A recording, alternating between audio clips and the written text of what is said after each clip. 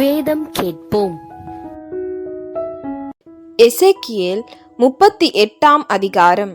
கர்த்தருடைய வார்த்தை எனக்கு உண்டாகி, அவர், மனுபுத்திரனே, மேசேக் தூபால் ஜாதிகளின் தலைமையான அதிபதியாகிய மாகோகு தேசத்தானான கோகுக்கு எதிராக நீ உன் முகத்தை திருப்பி அவனுக்கு விரோதமாக தீர்க்க தரிசனம் உரைத்து சொல்ல வேண்டியது என்னவென்றால், கர்த்தராகிய ஆண்டவர் உரைக்கிறார், மேசேக் தூபால் ஜாதிகளின் அதிபதியாகிய கோகே, இதோ நான் உனக்கு விரோதமாக வருவேன்.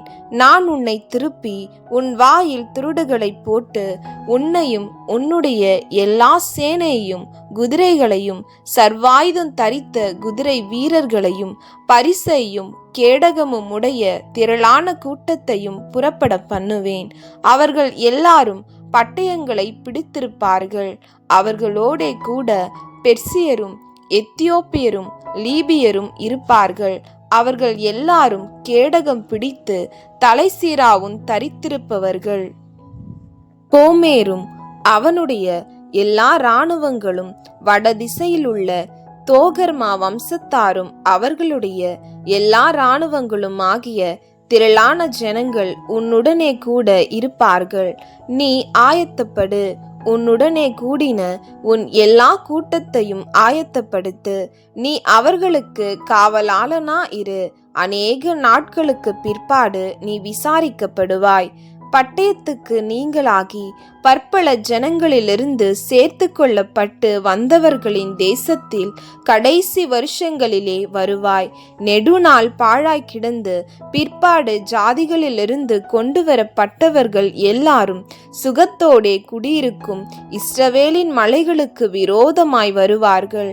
அவர்கள் எல்லாரும் அஞ்சாமல் குடியிருக்கும் போது பெருங்காற்றை போல் எழும்பி வருவாய்.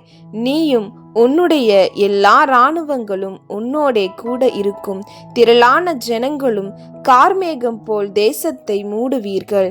கர்த்தராகிய ஆண்டவர் சொல்லுகிறது என்னவென்றால், அந்நாளிலே பாழாய் கிடந்து திரும்ப குடியேற்றப்பட்ட ஸ்தலங்களுக்கு விரோதமாகவும் ஜாதிகளிடத்திலிருந்து சேர்க்கப்பட்டதும் ஆடுகளையும் மாடுகளையும் ஆஸ்திகளையும் சம்பாதித்து தேசத்தின் நடுவில் குடியிருக்கிறதுமான ஜனத்துக்கு விரோதமாகவும் நீ உன் கையை திருப்பும்படிக்கு உன் இருதயத்தில் யோசனைகள் எழும்ப நீ பொல்லாத நினைவை நினைத்து, நான் கொள்ளையிடவும் சூறையாடவும் மதில்கள் இல்லாமல் கிடக்கிற கிராமங்கள் உள்ள தேசத்துக்கு விரோதமாய் போவேன். நிர்விசாரமாய் சுகத்தோடே குடியிருக்கிறவர்களின் மேல் வருவேன். அவர்கள் எல்லாரும் மதில்கள் இல்லாமல் குடியிருக்கிறார்கள். அவர்களுக்கு தாழ்பாலும் இல்லை, கதவுகளும் இல்லை என்பாய். சேபா தேசத்தாரும் தேதான் தேசத்தாரும் தர்ஷீஷின் வர்த்தகரும் அதனுடைய பாலசிங்கங்களான அனைவரும் உன்னை நோக்கி, நீ கொள்ளையிட அல்லவோ வருகிறாய் என்றும், நீ சூறையாடி வெள்ளியையும் பொன்னையும் ஆஸ்தியையும் எடுத்து கொள்ளுகிறதற்கும் ஆடுகளையும் மாடுகளையும் பிடிக்கிறதற்கும் மிகவும் கொள்ளையிடுகிறதற்கும் அல்லவோ உன்னுடைய கூட்டத்தை கூட்டினா என்றும் சொல்லுவார்கள்.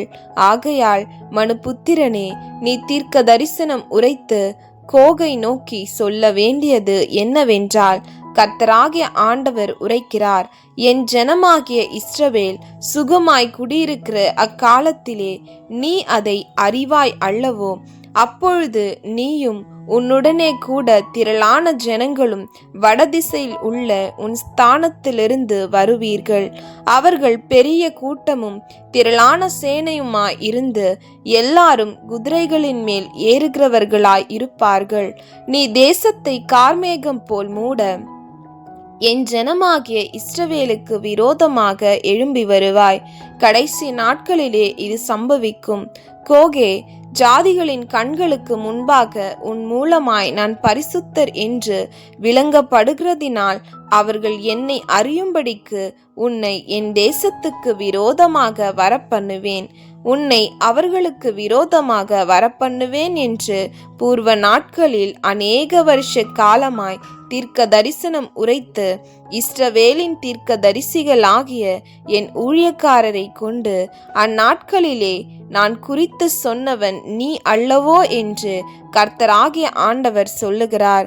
இஸ்ரவேல் தேசத்துக்கு விரோதமாக கோகு வரும் காலத்தில் என் உக்கிரம் என் நாசியில் ஏறும் என்று கர்த்தராகிய ஆண்டவர் சொல்லுகிறார். அந்நாளிலே இஸ்ரவேல் தேசத்திலே பெரிய அதிர்ச்சி உண்டாகி என் பிரசன்னத்தினால் சமுத்திரத்து மச்சங்களும் ஆகாயத்து பறவைகளும் வெளியின் மிருகங்களும் தரையில் ஊறுகிற சகல பிராணிகளும் தேசமெங்கும் உள்ள சகல நரஜீவன்களும் அதிரும். பர்வதங்கள் இடியும், செங்குத்தானவைகள் விழும், எல்லா மதில்களும் தரையிலே விழுந்து போம் என்று என் எரிச்சலினாலும் என் சினத்தின் அக்கினியினாலும் நிச்சயமாய் சொல்லுகிறேன். என் எல்லா மலைகளிலும் பட்டயத்தை அவனுக்கு விரோதமாக வரவழைப்பேன் என்று கர்த்தராகிய ஆண்டவர் சொல்லுகிறார். அவனவன் பட்டயம் அவனவன் சகோதரனுக்கு விரோதமாய் இருக்கும். கொள்ளை நோயினாலும் இரத்தம் சிந்துதலினாலும் நான் அவனோடே வழக்காடி அவன் மேலும் அவன் இராணுவங்களின் மேலும் அவனோடிருக்கும் திரளான ஜனங்களின் மேலும் வெள்ளமாய் அடிக்கும் மழையையும் பெரும் கல்மழையும் அக்கினியையும் கந்தத்தையும் வருஷிக்க பண்ணுவேன். இவ்விதமாய் நான் அநேக ஜாதிகளின் கண்களுக்கு முன்பாக என் மகத்துவத்தையும் என் பரிசுத்தத்தையும் விளங்க பண்ணி அறியப்படுவேன். அப்பொழுது நான் கர்த்தர் என்று அறிந்து கொள்வார்கள்.